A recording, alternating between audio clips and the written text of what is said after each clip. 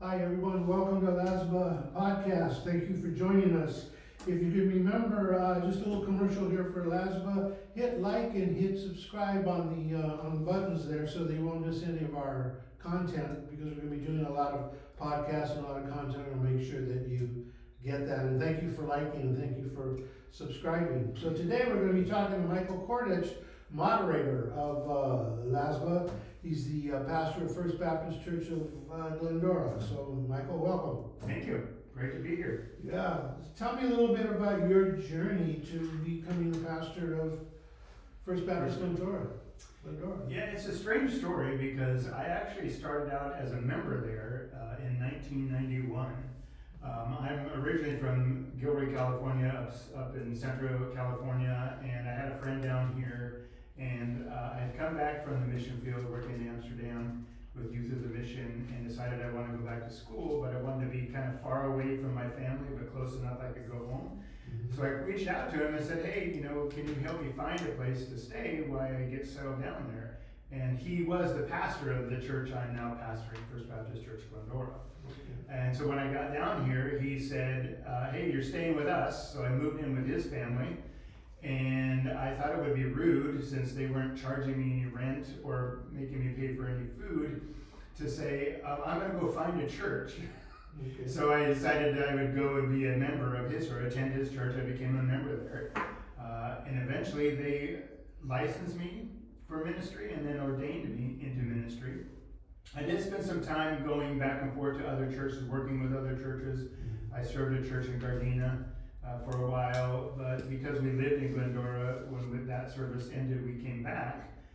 And at that time, they had just lost the pastor who had served there for 23 years. Mm-hmm. And I happened to be kind of in between churches. Mm-hmm. All of this was bivocational.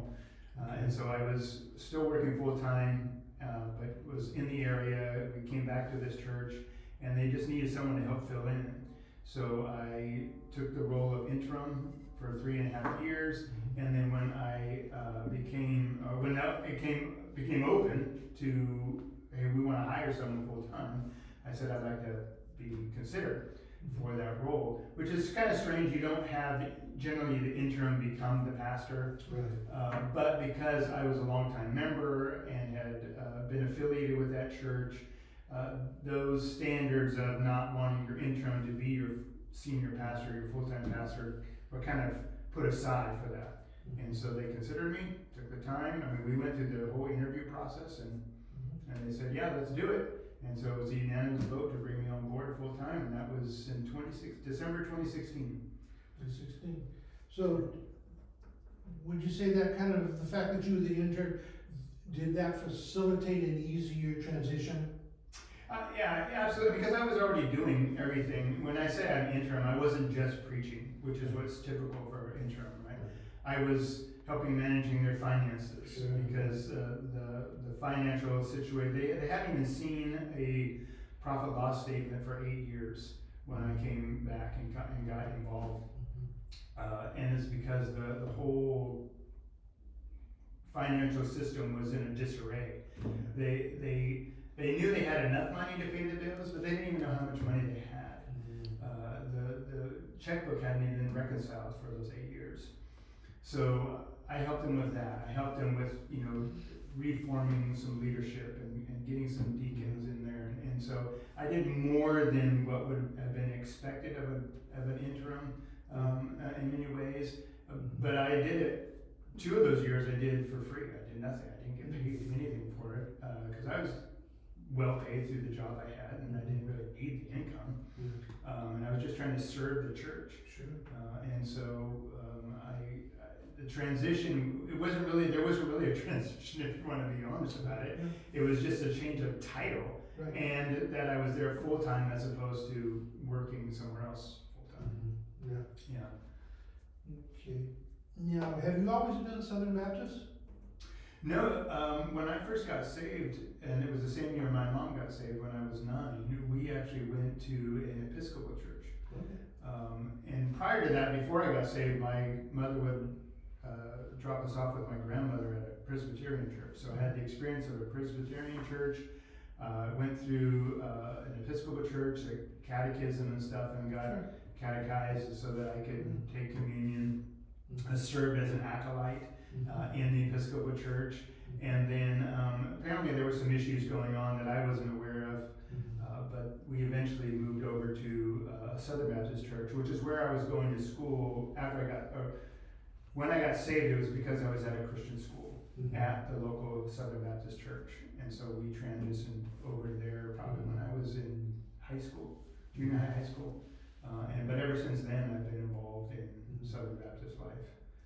So going from the other denominations, did it help shape your perspective of church? And is there anything you kind of take with you, or I'd probably say not extremely, because I wasn't really, particularly like the Presbyterian church. I'm just there as a young kid. I don't know what's going on. I don't know anything about ecclesiology or what the doctrinal distinct is that they have. And even in the Episcopal church, the only thing I knew that was distinctive about between even the Presbyterians and the Episcopals in Gilroy was that the Presbyterians use grape juice for communion, and the Episcopals use wine, which was rather embarrassing the first time I took communion in the Episcopal church, because you come forward and you kneel down, and the pastor gives you the wafer, and then the deacon comes along and you drink from a common cup.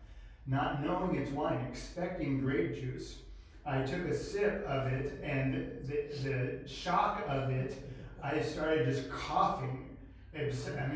Just choking coughing. And all I could think of it, because you have to walk back to your seat from the front of the church, the only thing I can think of is, these people think I have a demon. And so it was quite embarrassing as a young man, I think about junior high school age, to experience that. But that's the only thing I knew that it was different. Okay. So That's interesting. And did I also hear you say that you served in Amsterdam? I did. I was with Youth of the Mission. I had served with them. I went through their what they call the Discipleship Training School in Denver. From there, I went to a training group in Hawaii, Kona, Hawaii, at their main campus there. And the idea was to go to frontier, what they call school frontier mission. So the idea was to go to the mission field on a kind of a frontier basis, pioneer basis. And so when I was there, I was asked to join the team that was going to Amsterdam, because at the time, Youth of the Mission was really known for short-term missionary trips. We're transitioning to, we want to have a long-term impact. So they wanted to do church planting. And so my team was to get these operating locations around the world to think long-term. How can we take these short-term trips that we're making? So for instance, in my group, we took a short-term trip to the Cayman Islands. Another group took a trip to Mexico. Well, how can we use those short-term trips to these different locations to eventually connect with building and planting a church where we're going? So the goal that I had, as why I was brought on board, is to get to these operating locations to think about choosing a unreached people group that they want to reach out to. So at the time, I was really in love and desire to go work with the Kurds in Turkey. And that was my desire eventually to get there. And as I was in Amsterdam, I was working towards that goal. But the time that I was there was to help these other operating locations. Choose an unreached people group, and then how can you plant a church amongst that unreached people group using your short-term efforts for long-term goals. Right? So I did that for about a year there in Amsterdam, but then decided I hadn't finished my bachelor's degree, and I felt like I needed to finish that at least and go even to a master's degree to get training to be a missionary amongst the Kurds. So I came back here, and that's where I got down to Southern California, really. Okay. So then you finished your bachelor's, and eventually you got the master's, and then just recently you got your DMin? Yeah, just was it 2 years ago now? I finished my D-Min at Master's Seminary, and that was a wonderful program. Yeah. I'm really glad I did that. Yeah. Yeah. And so, you've been involved with SBC for a while, you've been involved with LASBA for a while. You're currently our moderator for this year, you've been moderator before. Yeah. So tell me a little bit about being moderator and what do you see LASBA doing and what do you think we should be doing, could be doing? Yeah, and that's been a journey too, because when I first came on board at First Baptist Glendora, we had, even as a member, we had been associated with LASBA, but we kind of moved away from association work and things like that and lost contact. And so when I came on board, I tried to find out, do we need to be back with the association? Do we need to be really associated with the association? Do we need to restore that relationship? And the things I heard that were going on at the time that really excited me, and I said, I told our church, we need to reconnect with LASBA. And so coming on board early on to see the things, and I missed the tough times of the transition, but I was here when those kind of times were changing and shifting, and I thought, I want to be involved. I want to help in any way I can, so that LASBA can kind of be restored as an association the way it should be. And so I came on board and I served in different roles early on, I think as an associate, not associate, but what do you call it, assistant moderator, associate moderator, whatever it was, the second chair, if you would. And then when I think I did that for 2 years, and then I came into as the moderator, and my goal has always been to be an association of churches as a network, that we're networking churches. A lot of churches in our association have great strengths, and it doesn't matter what size you are, you have a strength. And a lot of churches, it doesn't matter what size you are, have weaknesses. And what can we do, and this is kind of where I've been trying to provide my insight as what I would like to see, is how can we network these churches? Not as an association drive those churches to do what we think they need to do, but how can we network churches in such a way that they can be helping each other? So one of the ways that I like to think of that is that we are kingdom minded in our efforts as churches, that even within the Southern Baptist circles, or even broader to a more gospel oriented churches, whether they're Southern Baptist or Presbyterian or Episcopalian or Reformed brothers. We have brothers who are preaching the gospel, biblically minded, ecclesiastically strong, who we would agree with doctrinally and in their ecclesiology, and that we could partner with them for the sake of the gospel, for the sake of the kingdom. And so what I see, particularly in our Southern Baptist circles, is how can we work in not in competition, but in cooperation with one another. And sometimes that just means, hey, you have a strength, I have that weakness, can we work together in you helping me develop my weakness or help me in my weakness as a church so that we can be stronger. And maybe we have a strength that we can, and some of that is personnel, some of it is maybe finances, some of it is building locations. So for instance, in our church, we have been hosting a Mandarin speaking church plant. They're going to celebrate 10 years this April with us. And this April, they're actually moving away from their mother church and becoming an official independent church for the first time in 10 years, which I've been encouraging them for the last probably 4 or 5 years. But one of the things that is kingdom minded by having them there is we have, from the very beginning, it's never been about how much money can we get from them to help support our budget.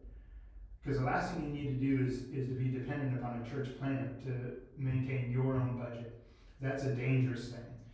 So the other thing that happens is church plants, one of their biggest financial issues is not only paying the pastor, but paying for a rental facility.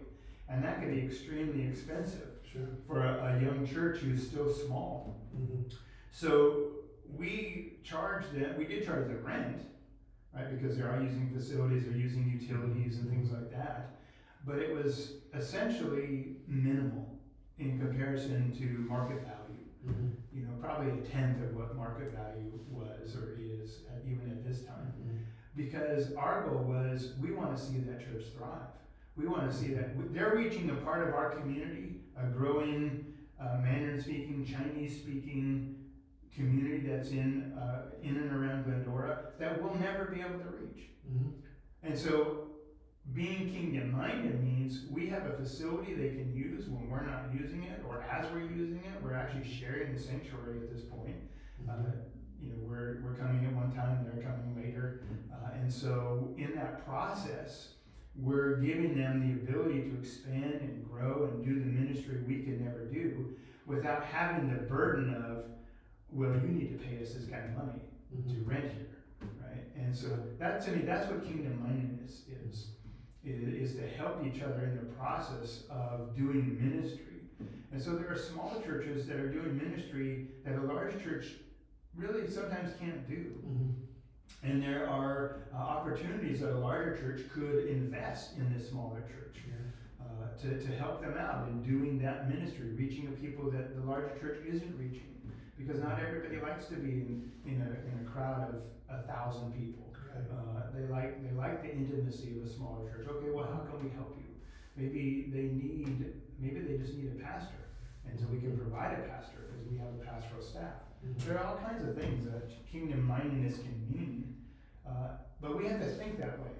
You know, typically what happens is our churches are so focused on themselves that they don't even think of other Southern Baptist churches, let alone other churches beyond that. But even Southern Baptist churches, because hey, we're trying to build our kingdom. Right? And I don't know that, I can't say that every pastor is thinking about his kingdom, like building our kingdom in that way, so I don't want to be too aggressive about that, but we don't generally think outside of our own church and how we can assist and be of help kingdom-mindedly with particularly other Southern Baptist churches, to help build them up as well and participate in those kind of ministries. Yeah. This is interesting. So this kingdom-mindedness, and all the things that you've been saying, I want to take you back a little bit. Yeah. When you were talking about, when you first came on board with LASBA, I remember I was a pastor of the church, and we had kind of worked together on some stuff on the board, on the ELC. And one of the things I admired about you, one of the things that I always saw in you, was a willingness to get involved. But in that transition period, you came along at a critical place that you were the moderator right as we were kind of like reassembling everything to go forward. And what you reminded me of, the reason I'm going back to this, is because when you talk about kingdom-mindedness, you're a strategist. I see there's a strategy here, you know, that goes along with critical thinking. Can you expand on that a little bit more about how do you think about kingdom-mindedness in building this and putting it together so that all of our different people groups can somehow, it will resonate with them, and so that we can actually take this to a bigger platform. Does that make sense? A little bit, but I don't know that I have an answer for that. Because that's right. Because some of the things I'm thinking through are organic, right? I'm not necessarily always planning ahead, but I can see this is where kind of we need to maybe till the soil and seed and water and things. Some of that I think comes from the mission mindedness I've developed over the years, particularly being with Youth of the Mission, thinking of the unreached people groups that are out there and how do we reach them, you know, different languages, different cultures. Or here we have essentially unreached people groups in our vast, you know, Los Angeles area that have come to us. We don't have to go to them. So then how can we best serve those groups? And sometimes it's through the church planting efforts that we've been thinking about in LASBA is that, we're not church planters. LASBA is not about essentially we're trying to find where to plant churches. That's not our responsibility. Right. But our responsibility is, here is a church planter who wants to, let's say, plant a church amongst the Laos people here in the community, right? And I don't know exactly where they are. And they found out where there's a large population of them. They know the language, they know the culture, we know how to reach them. But what are they lacking? Well, probably primarily right now, funds. Well, so then how can we take some of the churches in our area who have those kind of financial resources to help them develop a place, whether it's to pay for a pastor, whether it's to help with rent, whether it's to help with utilities, whether it's to help with evangelistic efforts, to create flyers that they can take out in the Laotian language, or however, I'm not sure how to pronounce that. So how can we be mission minded, kingdom minded, because kingdom mindedness is really mission mindedness. How can we do that? That's the whole point of associations. When they started, was for mission mindedness. Right. Now primarily foreign missions, and those things have shifted to local missions and trying to plant new churches and stuff. But I want us to return to that thinking of mission mindedness. And so how can we develop relationships with these different people groups that are among us? And sometimes that's hard, it's a barrier, there's a language barrier. I'm working with a Chinese church that's in our church. The only reason we can work together is because they can speak English. I don't know Mandarin. And the chances of me learning Mandarin, even if I wanted to over the last 10 years, it's a challenge because I'm not confronted with it every day. I'm not living in that community. It'd be very hard to learn the language. It's a very difficult language anyway, particularly for English speakers, because it's a tonal language, something we're not used to. And so the fact that they speak English helps. But what if you have a people group where the pastor doesn't speak English? Right. All right, so now we need a middleman. Right. And that middleman could be used not only to serve that one pastor between the association and that one pastor, but between the association and that middleman and all the churches who speak that language.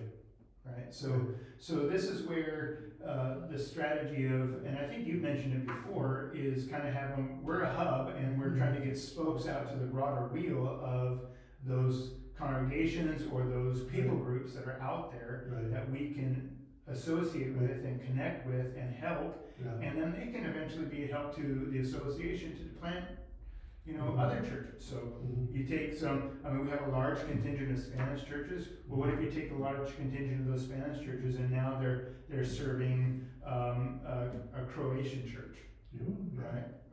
And I only mention because I know there's a large Croatian population down in San Pedro, right? And so, well, how can we take one group and invest in another group? And so I think that's where our strategy kind of needs to lie, in how we, in a broader perspective, that we're not just limited to our one language or our one culture, but we can expand beyond that and see and assist other cultures. Hopefully that answers your question. No, that does. It brings up a lot of other questions. And one of the things with the Mandarin church that you're working with, you work with them for about 10 years? 10 years now. April will be 10 years. 10 years, okay. How long did it take for you to build trust with them so that they were able to trust you, so that you could actually pour into them and have this dialogue about their future? Yeah, I don't think it took very long, actually. The main pastor and then his deacon, who really built the relationship, so they're the kind of main guy. And they have associate pastors come on now. But what we've done is, ever since they've started, we meet for breakfast once a month. We went to different restaurants. Now we just go to McDonald's because it's cheaper. Because they kept paying for it. And I was like, look, if you're gonna do that, let's go to McDonald's. I like their coffee. It's a simple breakfast and it's cheap. You don't have to pay. Scottish food, right? Yeah, exactly. Yeah, exactly. So so we've been doing that. We meet at McDonald's once a month and we have breakfast and we talk about ministry. they have questions, particularly as a developing church.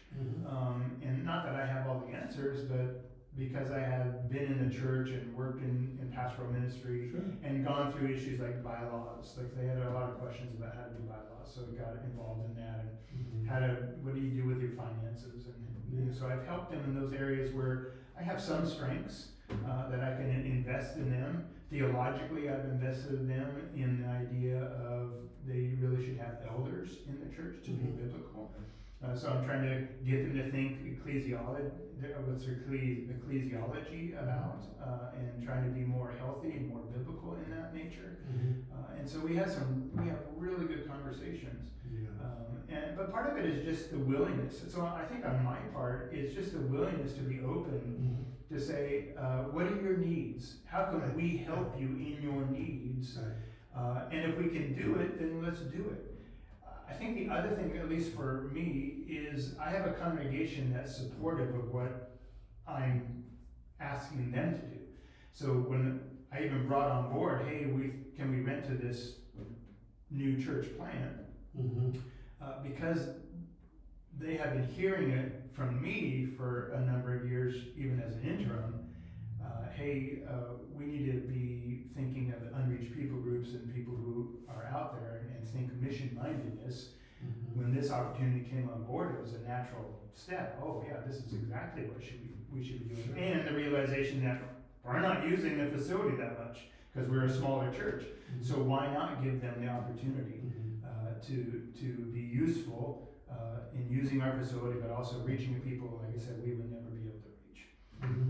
And so the church behind me created trust in me, and their trust in me then transferred over to these pastors and their leaders, and then their desire to hear from me is how we can work together in ministry. And so one of the great things, and I'll stop talking after this. One of the great things that we've done almost ever since they started was at least twice a year we have had combined worship services for Good Friday and Christmas Eve.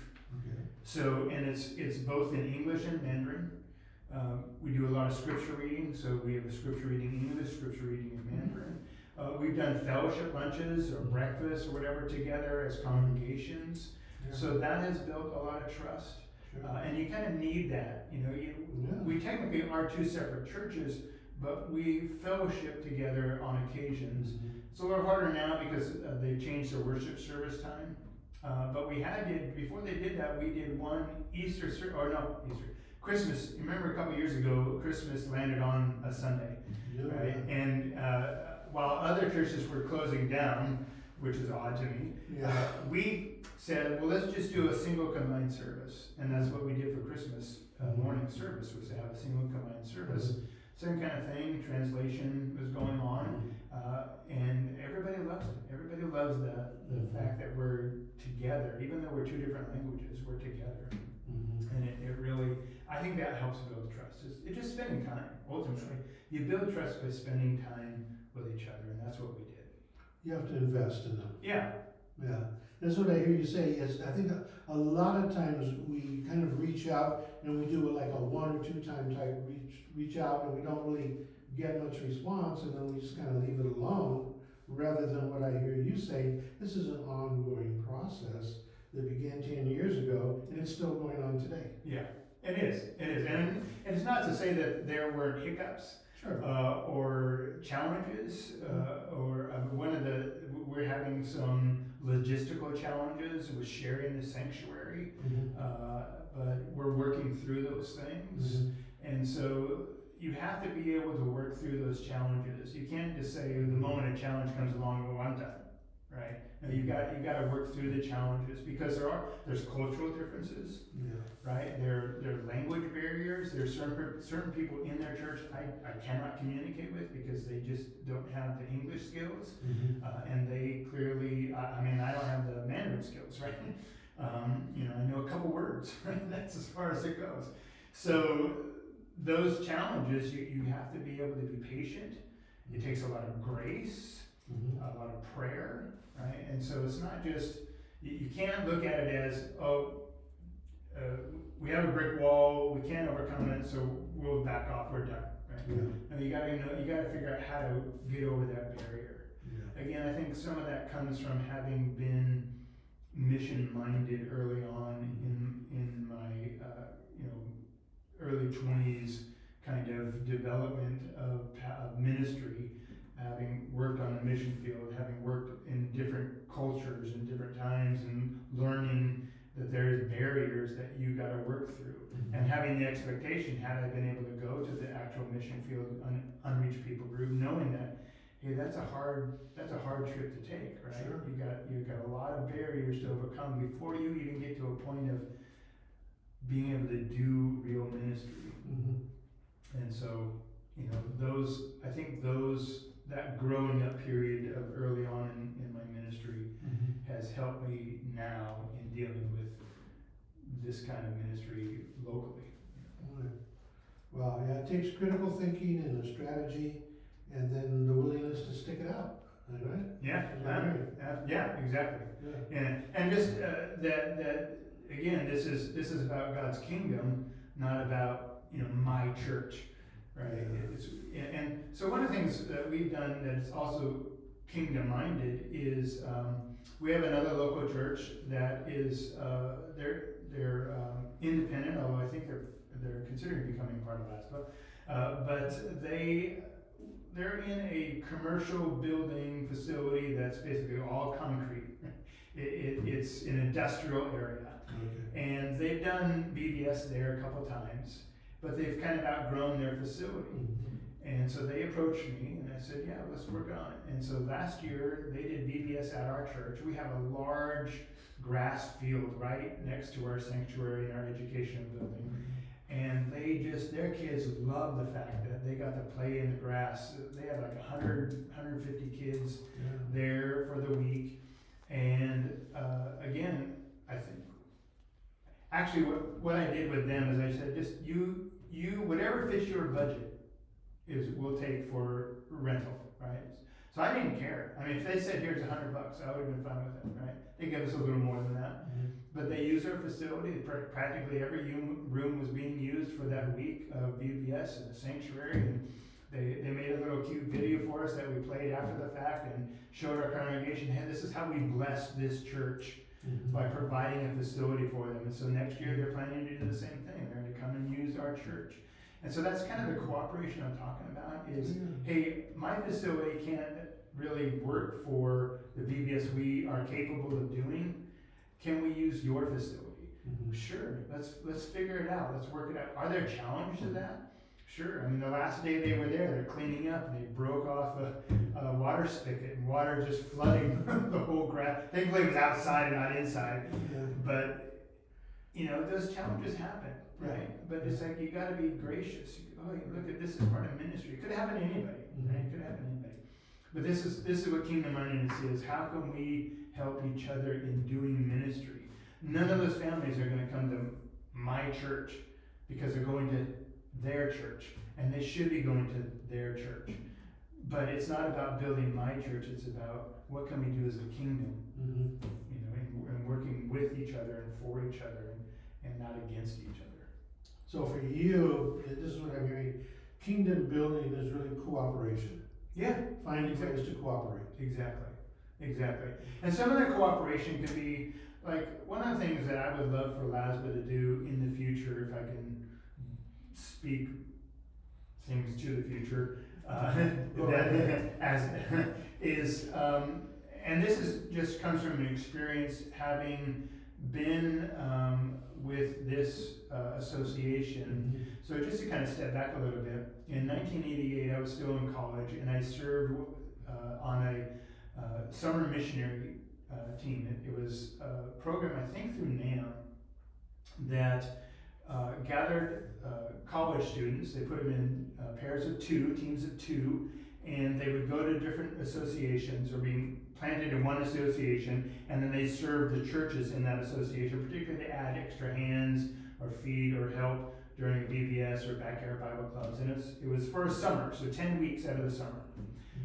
Well, I got sent in that program, I got sent to here, to LASBA, back in 1988. And so I had served a number of churches in the community in that way. And so one of the things that I helped at the end of that period was to help with their youth camp. And then later, when I became a member of First Baptist, and early on, I was on the committee for a youth camp through LASBA. Because we have a ton of smaller churches that have youth, maybe 1, 2, 3, 5 youth. They can't put a camp on themselves. No. But what if one of these small churches had someone who had the skills to arrange a camp, to do all the necessary administrative work it takes to put a camp together, to get a committee together? What if they had the skills? Oh, so you could provide that person, and then we can collect other people from other churches, smaller churches, who can be on a committee together, and then we provide a camp for young boys and girls, high school, junior high, high school ages, to all these churches who would never be able to put a camp together. Right? That's kingdom mindedness. Right. But you can't do that, right? You're busy. You got other things to do. Some of the pastors are involved on the EOC. We don't have the time to invest in that. But there are church members who have time to invest in that. Sure. And they could be from any size church. The size of the church is irrelevant, right? And they can invest. They can be the chair, and then we form a committee, and we get people involved. When I was, like I said, I served on one of those committees, and it was just basically a lot of people who were already working in youth work already. And so we were just coming together. Some of us were paid, some of us were volunteered. Paid from our churches, right? And so to get together was a little easier, but most of us were volunteers. And we built all the necessary things that need to go into having a camp to make it both biblical for those kids, learning about God and the scriptures and doctrine, but also fun games and activities. Where are we going? What's the food like? All that kind of thing. The costs. All that can be done and LASBA can be a catalyst to that, to be kingdom minded for these churches. Right. So that's one of my goals is to say, hey, do you have someone in your church that has the strength to do this? And it's really a temporary thing, right? You don't have to do it 24/7 for the whole year. Right. But you say, hey, I want to involve myself in this and do this, and then once it's over, it's over. Maybe someone's new steps up next time, or hey, I really love this, I want to do it again next year.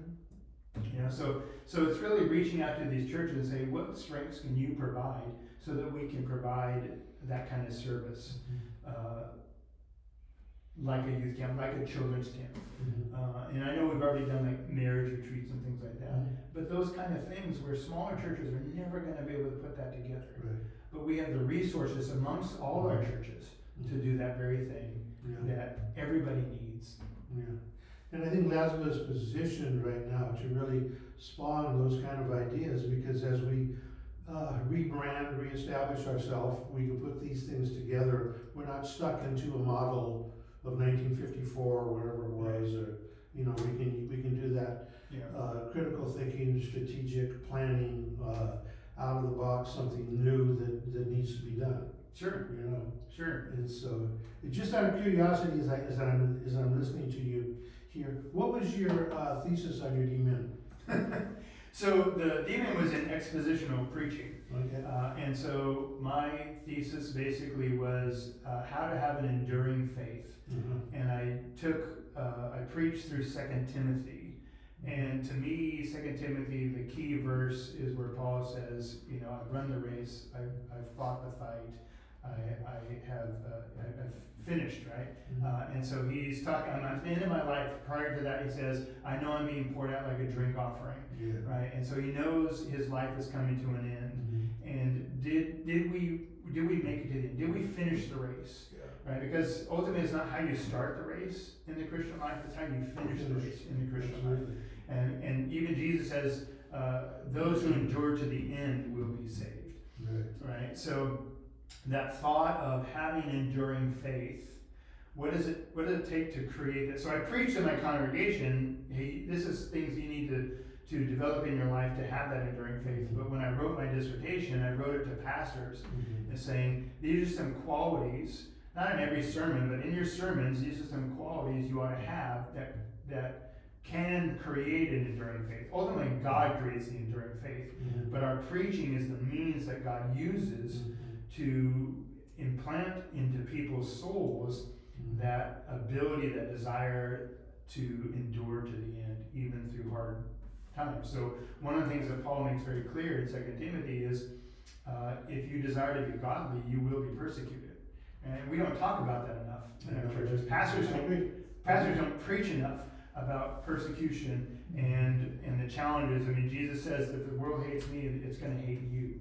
Right? But no, we want to be nice. Let's be nice to the world because we want them to come into our church. And no, we're supposed to preach. As a pastor, you're really preaching to an audience of one, and that's God, right? And so when you're preaching accordingly to what God's standards are, there are going to be people who are drawn to you because there's a fragrance of life, as Paul writes in Corinthians, right? 2 Corinthians, a fragrance of life, but there's also a fragrance of death. And so there are people who will be repelled by biblical preaching. And so when you're walking through, you've got to let your people know persecution is real. Right. Persecution is real, and if you truly want to be godly in your life, you will endure persecution.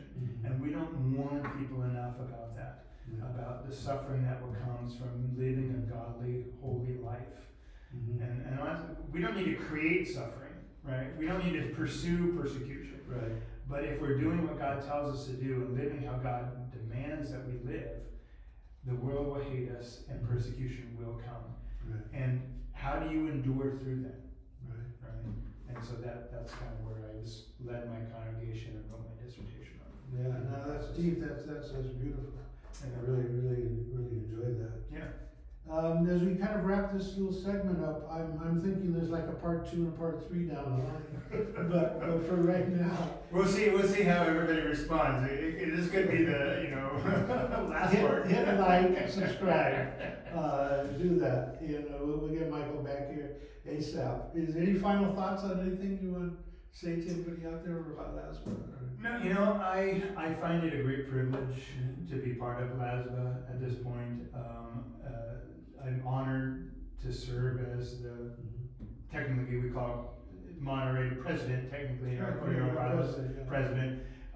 This is the 3rd term now that I've served as president, and it's an honor to do so. It's a challenge, obviously, because everybody on the ELC has got their churches to manage and run and minister to people, but I really have been particularly the last number of years wanting to see a revival in LASBA.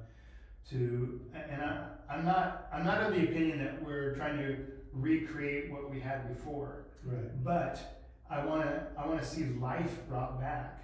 It is in the process of being revived again, and that's what I'm doing that at our church. It's a revitalization process, even at our church. So revitalizing LASBA, not to the golden era of what LASBA has been, but to a new LASBA, a vibrant LASBA. One of the challenges I faced when I was coming on board and revitalizing our church, everybody was talking about all the things that our church did before. And it's like, okay, that's wonderful. I was here for a lot of that. I know, I experienced a number of things, the blessings that this church has been, not only to the people who are members of the church, but to the community. But maybe God has something different for us, right? And so you've got to don't always think back as to what you had before and try to recreate that. Let God work in such a way that, you might be able to get some of that, but let's think about where we can go in the future, because the future is different, right? It's not the past. We're connected to the past, but the future is ahead of us, and we have an opportunity to see something new that can be actually more vibrant than it ever has been. And so that's my hope. That's my goal and my desire as serving as president. And I don't know how many years. I know if I have the opportunity to serve another term, but I think it's good to step off and let other people be involved in that. But if they want me to serve again, I'm more than happy to serve. I love serving LASBA in any way I can. So it's been a real blessing and a privilege.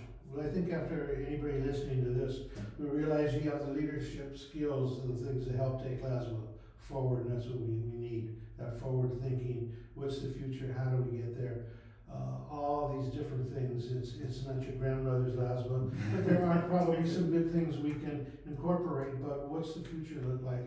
How do we get there? But it takes solid leadership. So thank you for spending the time in elaborating on leadership, because basically if you're listening to this, what you heard was Leadership 101 coming from Michael. All of this stuff, critical thinking strategies, that's Leadership 101, you know, kingdom building, cooperation. This is what leaders do, and so this is what we're trying to help build LASBA, raise leaders, raise strong, healthy pastors, strong, healthy churches. So, Amen.